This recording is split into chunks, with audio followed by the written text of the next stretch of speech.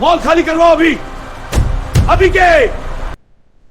Sir, अगर ये अफवाह निकली तो हम पर केस हो जाएगा। अफवाह नहीं है ये, गैस लाइन का प्रेशर फटने वाला है और अगर 5 मिनट में भीड़ बाहर नहीं निकली तो यहां सिर्फ धुआं बचेगा। तुम पागल हो क्या? एक कूड़ा बीनने वाले की बात पर हम पूरा प्रोग्राम रोक दें? अगर वो सही निकला तो आज रात इस शहर में एम्बुलेंस कम पड़ जाएंगी। सुबह के 7 बजे थे, लेकिन शहर में रात से ही हलचल शुरू हो चुकी थी। मार्केट के पीछे जहां लोग गाड़ियों से उतरकर ऐसी मॉल में घुस जाते थे, वहीं फुटपाथ पर सोया हुआ था एक दुबला पतला लड़का। नाम था मोहित। उसकी उम्र 15 से ज्यादा नहीं थी।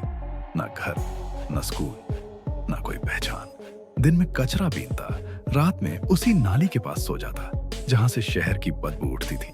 लोग उसे देखकर कहते, हट साइड में, गंदा कर देगा जगह। ये लोग कभी नहीं सुधरते, लेकिन मोहित सुधरना नहीं चाहता था। वो सुनता था, शहर को सुनता था। 3 दिन पहले उसने पहली बार वो गंध महसूस की थी, मीठी लेकिन चुभने वाली, जैसे हवा में चीनी घुली हो पर सांस लेते ही गला जल जाए। वो नाली के पास झुका, हाथ जमीन पर रखा, हल्की गर्मी। पहले दिन उसने सोचा शायद भ्रम है। दूसरे दिन गंध तेज हुई। तीसरे दिन जमीन सच में गर्म थी।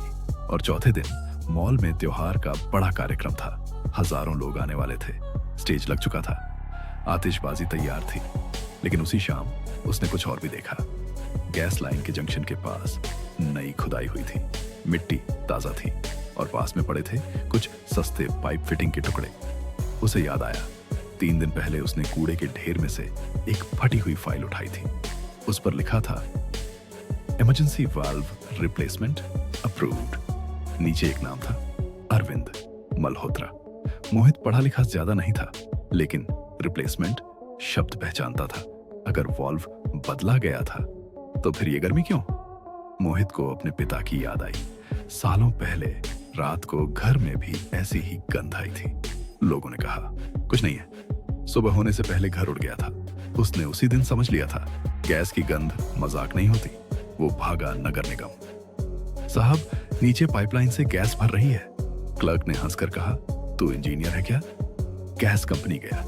गार्ड ने धक्का देकर भगा दिया। चल हट, बदबू फैला रहा है। लेकिन उसी समय उसने ऑफिस के अंदर वही नाम सुना, अरविंद मल्होत्रा। वो फोन पर कह रहा था, छोटा सा लीक है, त्योहार के बाद देखेंगे। मोहित जानता था कि बदबू वो नहीं फैला रहा। शाम को उसने देखा नाली के ढक्कन के किनारों से हल्की भाप निकल रही थी। उसने पत्थर हटाया, अंदर से तेज गंध उठी। उसकी आंखों में पानी आ गया। उसे समझ आ गया, मेन ट्रंक गैस लाइन के जंक्शन पर लीक है।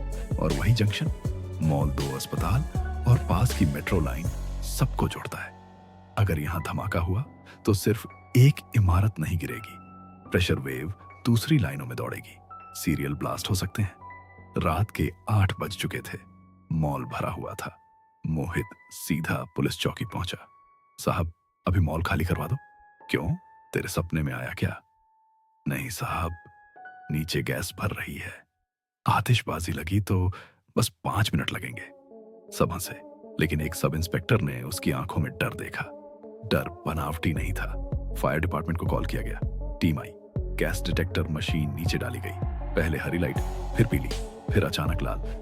इंजीनियर चिल्लाया, सर, ये मेन ट्रंक जंक्शन है, प्रेशर लिमिट पार कर चुका है। अगर स्पार्क हुआ तो इंडस्ट्रियल बेल्ट तक वेव जाएगी। तभी भीड़ के पीछे से आवाज आई, मशीनें कभी कभी गलत रीडिंग देती हैं। वो अरविंद मल्होत्रा था। त्योहार रुकवाओगे तो नुकसान करोड़ों का होगा, उसने कहा। लेकिन पुलिस ने अनाउंसमेंट करवा दिया, तकनीकी समस्या, कृपया बाहर जाएं। भीड़ नाराज, लोग वीडियो बना रहे थे, कुछ लोग चिल्ला रहे थे। डर फैलाया जा रहा है। लेकिन धीरे धीरे मॉल खाली हो गया। अस्पतालों की सप्लाई अस्थायी रूप से बंद की गई। मेट्रो रोकी गई। रात के 9:25, 1 सेकंड की शांति। फिर धड़ाम, जमीन के नीचे विस्फोट हुआ। सड़क फटी, नाली के ढक्कन उछले, आग की लपटें बाहर आईं। लेकिन भीड़ नहीं थी। आग आगे नहीं बढ़ी क्योंकि सप्लाई पहले ही बंद कर दी गई थी। फायर चीफ ने धीमी आवाज में कहा, अगर 10 मिनट और लगते तो ये सिर्फ मॉल नहीं, आधा शहर ले डूबता। लेकिन जांच में जो निकला वो गैस से भी ज्यादा खतरनाक था।